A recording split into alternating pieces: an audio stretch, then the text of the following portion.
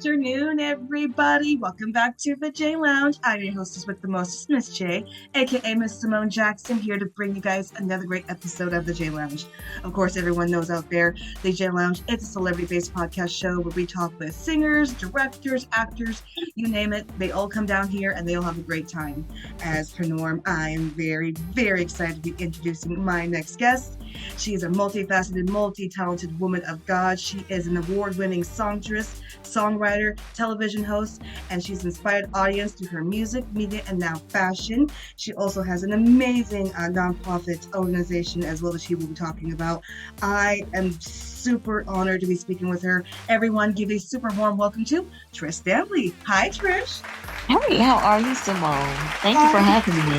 Yes, thank you for being here. I'm doing great. How are you? I am awesome, awesome, awesome. Can't complain. Oh, right, can't complain. It's another day of the water. Yes, it is. I get you. I'm super excited to be speaking with you today, Trish. I know you're a busy woman, so I'm going to go ahead and fire the first question at you. How do you Okay. balance faith and style in your daily life? And what began your passion for fashion? Oh my goodness. It's just really one big organism as far as I'm concerned. They've always been interconnected from the time that I was a little girl. I remember laying across the floor looking at the Jet magazines and the Essence and Yes! the and the Yes! Ebony's and looking at the in the Jet, looking at the model of the week and checking out what she had. You know, most of the time they had swimsuits on, but sometimes they would have the clothing and all of that. It just all was a part of my whole, I guess, beginning of creativity, because I also started singing at a very young age. And so I love music just as much as I love fashion, and they just always intertwined. And it's funny because when got ready to go to college, my mom was like, well, I think you should major in music. Well, no, I want to do fashion. It's always been a back and forth type thing for me. And so it's almost like they came into fruition within me at the same time with the same love capacity. Yes. Oh my gosh. I am so glad you said I'm not the only one. I used to look at the Jet magazines for hours and go, Yes. I want to be them. I want to be them. To me, Absolutely. Jet magazine, of course, was the epitome of showing Black excellence. And God, I Yes. wanted to be in that so badly. Yes, Oh, absolutely, absolutely. Especially I'm so glad. being a Midwestern girl, we didn't see a lot of us. It was those magazines were everything to little brown girls like me. So yeah, I stayed in them. I'm the youngest of four girls, so they floated across the house and through the house a lot. Yes. Oh my goodness. I love it. I love it. Going on to my next question there, Trish. Name Okay. three people who influenced your career and why. Influence that could be on so many different levels, but I will say, I guess try to use one of each in what comes in mind. Um, Growing up, I would say my aunt Earlene, she taught the children's choir at our church. And so she was the first voice that I ever fell in love with outside of, because I didn't even know what falling in love with vocals meant back then. But she was the first example. She taught me everything I knew as far as teaching parts, singing within harmony and all of that. So I would say she was one of my heroes growing up. One of my biggest idols who I've never met. Before I take that back, I have met her. It's two. I'm gonna give you two. Two that influenced me the most, also on the music industry side, is a singer called Lucretia Campbell. I loved her because she's deceased now, and I had the opportunity actually to sing backup for her. But she, for me, introduced the ability to be able to sing in head voice, almost operatic, Hmm. within Yeah, the I see. church genre. Yeah, in the genre. I would say the person who would almost come close to her prior to her would have been like a Tremaine Hawkins. But when Lucretia hit the scene, music had changed and shifted, and she would just float and just, up in her operatic head voice. And so that she was just always been, and you get some of that from my vocal when you hear my music as well. And then of course I have to go on the side of media. Ever since I can remember, Oprah Winfrey has been Yep. the media maven of my world, of my time. And so, of course, I would not be able to not list her in those three. And I would say that's a tough three, but those are the three that I would name and come to first. I understand. Yeah, no, I understand. I think everyone would agree. Oprah was on every single Everything. Home America's television. And I mean, she was Yes. everywhere. The books, the television Yes. show, the movies being in The Color Purple. There wasn't Yes. anything that she really didn't She have her did hand not do. in. She exercised, and which is part of my motto, is she exercised all of her talents. She didn't just focus and allow people to limit her in one particular area. And so you have to be careful when you're out here and you're multi-talented and you're overall creative. Don't allow people to lock you into one lane when God has Yes. blessed you in so many other. Tap into them while you're here on earth. I just had to throw that in there. Yes. I'm sorry. Yes. She said what she said. Yeah. Okay, period. She said what she said. But it's true. People will definitely try to pigeonhole you, go, Yes. no, you have to be in this box. It's like, no, I don't have to be in any box. I can be, Exactly. if I choose to be, in all boxes. It's Right. I tell people all the time, and this might be a silly quote, but one of my favorite quotes in a movie, if you switch ogre to human, is a quote in Shrek. Humans Mm. are like layers, are like onions. We're like layers. There's different layers Yes. to us. We're always discovering something new. There's Yes. always a Yes. different layer. Every time we think, okay, I think I found all the layers. Nope. There's another layer. Wait, Here's there's some another more. layer? What? Yes. Absolutely. Yeah. Absolutely. The beauty of life. That's the It is beauty the of beauty of life. life. And Yes. I'm so glad I'm not the only one that sees it. That's amazing. That is amazing.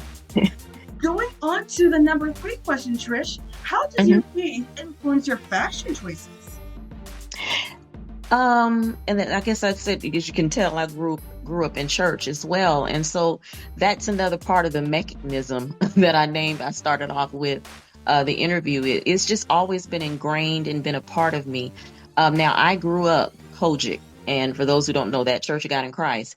And so at the time that I was a part of the Kojic denomination, women could not wear pants.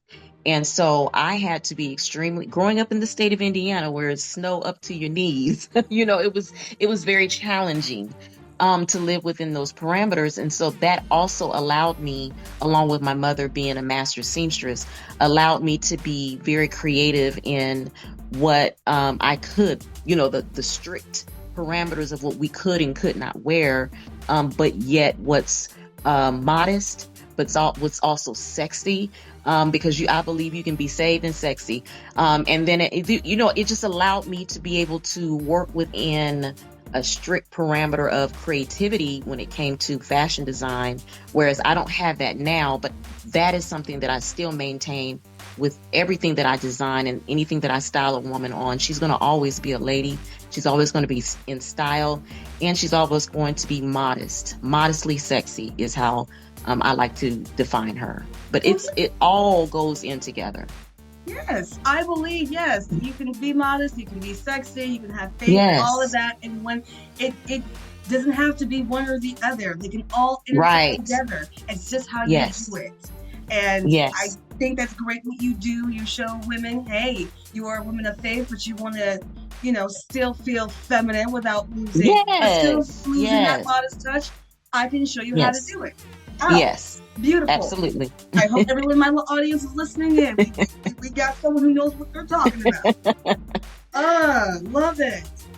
Going on to the next question, Trish. I mentioned a little bit earlier about your nonprofit organization called Ava Kind of Love. Could you explain more about it to my J Lounge audience? Yes, it's Ahava Kind of Love, and Ahava means God's love toward man in Hebrew. And so I love the community. I love serving the community. A couple summers ago, we did a community event called Care for the Givers, and it was basically focused on those in our community that are caregivers, and that number is rising so much. in our communities where we're having to take care of loved ones or our children with special needs. And so we wanted to do a community event where we brought in our local officials, mayor and CEOs, and we brought in experts in that particular area. And we crossed from in-home care to out-home care to human resources, end of life specialists. It's all kind of things in care, self-care for the caregiver. And so those kind of things made me passionate about doing those type things. And so I wanted to make it official. And so we have officially been deemed 501c3 status nonprofit. Yay, January of 26. Yes. And so I'm able to really be able to go into the community and bring in those topics. Other topics that we've tapped on, not just on my show, but also community wise, is HIV and how the numbers are steadily rising again, and surprisingly so in our older African American women. And so we're tapping into that, collecting that information and educating the community about what's going and what's directly affecting us and how we can curve that and from touching our community any more than what it already has. And so those, I just, like I said, I'm a community girl, and we celebrated 10 years a couple years ago on my show. And every year that we've done since we've been on as a TV show, because we were radio before, as a TV show, it's been maybe 5 years now. 5-6 years that we've had the TV show, and every year that we've done that, we've gone into the community and we've selected a African American businesswoman who's out here doing the best that she knows how as an entrepreneur, and we select her, we bring her in, we give her a full day of love. I call it my queen for a day. She gets a makeover. She gets a photo shoot. We give her, when she leaves us, she has a whole branding package that will help further her business. And so I just love doing things like that. I love giving back into community. And really, that's my tag. Love isn't love unless you give it away. And I have to live by that if I speak it.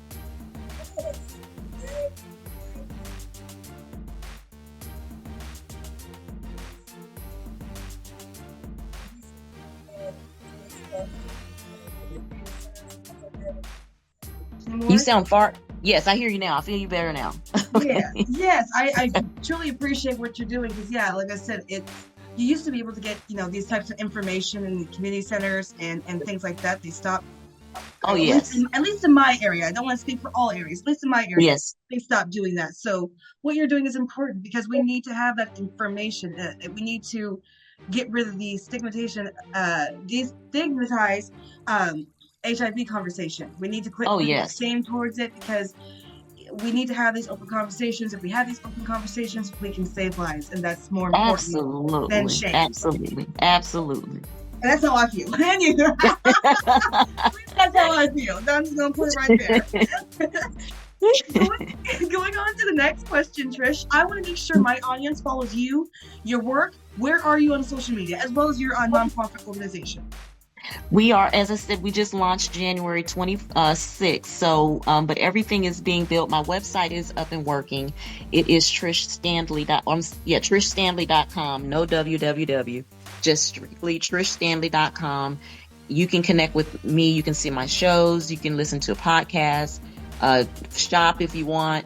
And we are building the nonprofit organization section as we currently speaking, and so that's up and coming here. I didn't want to take my website down and then no one had access to anything, so we're building while we're visible, if that makes sense. And yes. all social media, it's Trish Standley TV on Facebook, Instagram, and YouTube. Yes, I highly encourage my audience, make sure you follow Trish Standley on YouTube. Make sure you also follow the Hava Kind of Love, the nonprofit organization, as well. Again, she's doing amazing work, so make sure you give a like, give a follow, give a shout out, give support. We want to see more of Trish's work, especially in 2026, so make sure you give yes. Yes! Yay! Absolutely. Going on to the next question. What future projects are you currently working on that you can give a little dish about to my audience? Well, really pretty much a Hava Kind of Love is my latest thing. However, I am looking, one of my goals for this year is I would like to be able to do a community event this summer. I don't know how that's going to look in the schemes of us being very fresh new. I'm still building my board and all of that. So I don't know if that's feasible for this year, but that is a goal. But another goal of mine for this year is we would like to take our TV show from strictly being on YouTube and placed on Amazon Prime platform. So please keep us in your prayer. We've submitted and we're just waiting to hear back. But those are things that we're looking the next level of where we're looking to go. Girl, sending all the love, the prayers, the good vibes, everything your way. Thank you. That's something I'm hoping to do within the next 2 years for myself. I want to Yes. continue to build up my audience and things like that. And Yes. yes, because I would love to see more. I'm gonna say it. I would love to see more Black women on the Amazon Prime. Come So on. Yeah, come on. We got to get it done. And any way I can support, I'm kind of paving the way. We're in submission. We've submitted and we're waiting to hear back. But if there's anywhere or any way I can help, in just my little experience so far, let me know. Reach out. I will. Absolutely. Yeah. I'm absorbing all the experience and information that I'm getting. Absolutely. Yes. Absolutely. Going on to the next question, can you share a favorite Bible verse that inspires your style? Oh, my very favorite, if you know me at all, is Jeremiah 29:11. And it's special to me because we all know he knows the plan he has for us. And he already sees it before we do. And so that's why for me, that scripture is a heart positioning type scripture, because it puts me in a place of, Lord, because he already gonna do it anyway. We pray, Lord, give me the desires of your heart, because he's going to give us the desire. It becomes our desire. So when we're asking God, Lord, give me the desire of my heart, he's already put in his desire. So it's like, I make joke of that because it's just a posturing thing. We have to get our hearts prospered in the right position to receive what all he already has for us. And we're automatically going to fall in love with it. Fear may kind of stall us a little bit, but once we get past and beyond that, he's going to lead us because he has the plan. This is true. I love that. I love that. That actually brings me a little bit of calm, peace. Yeah, It's always gonna happen because he already has it in the cards. So it's already in the cards. It's already in the cards. The hardest part for us is yielding and overcoming fear, which are very real things. But once we overcome that, I won't say it's smooth sailing, but like you said, it's such a peaceful journey. I love that, and I can see why that's your favorite. I can totally see why, because you're right. You're right. There might be fear, as that's natural, but it's all in the cards. It's already it's already been planned out. That's right. All right, Trish, got just a couple more questions for you. Going on to the next, what goals do you hope to accomplish in your career that you haven't yet? I think that one thing that I would like to do, not something that I would want to do and plan myself. Here we go, talking in fear. But I would love to be able to be a part of a conference that kind of, went around the country and just was able to, because I love speaking into women, but I love to be spoken into in the sense of women sharing their stories.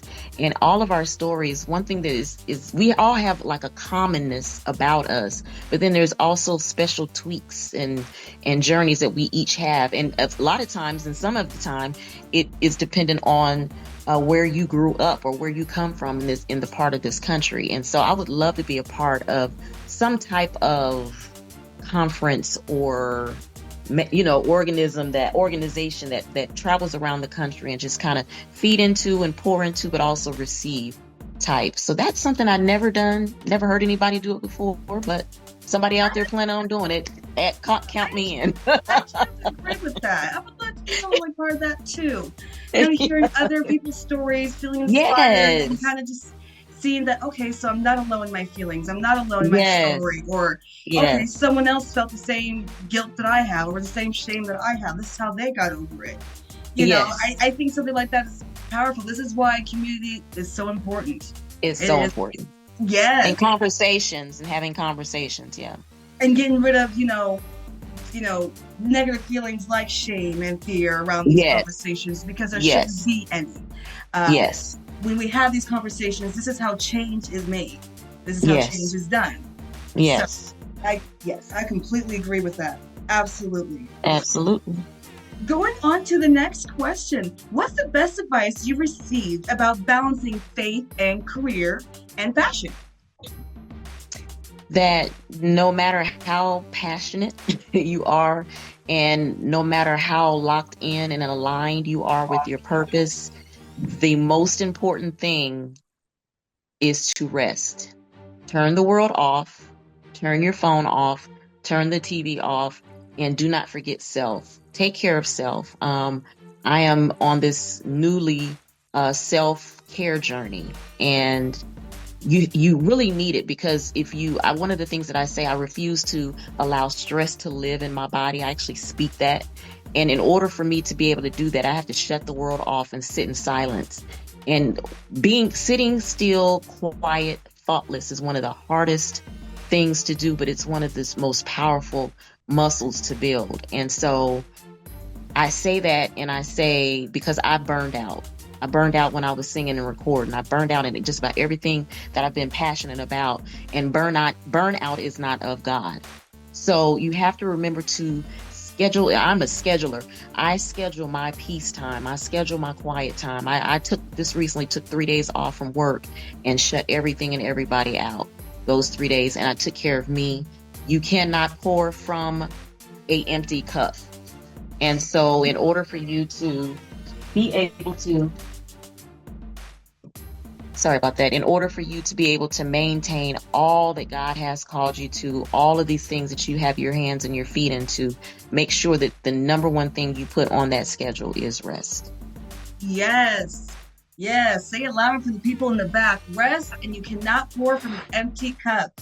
This is so true. This is why I reject, the super hustle hard.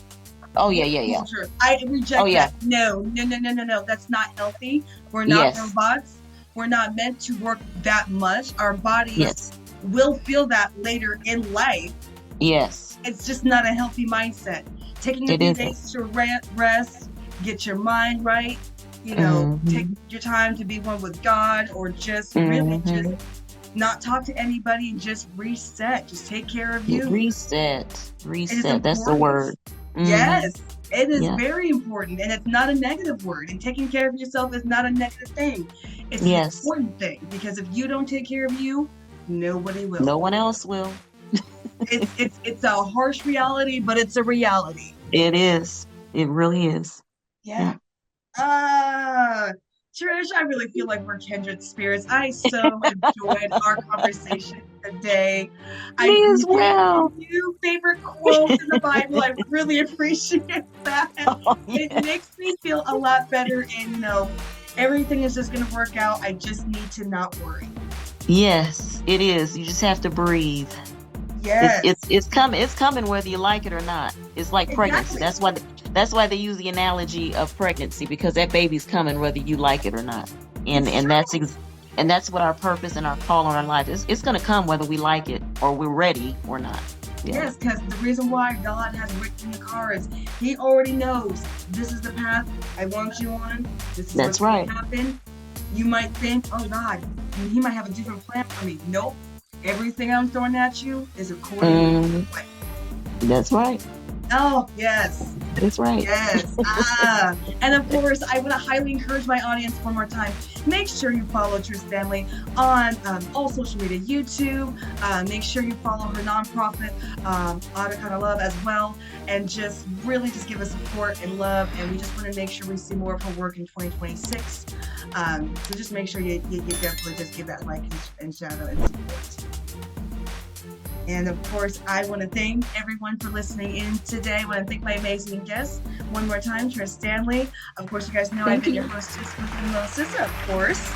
I will be back with another episode of the J Lounge here soon. Of course, everyone, make sure you catch us on Roku On Demand. We are now on there. You can catch us on every Friday. Until then, everyone, have a beautiful day, and I'll be back soon.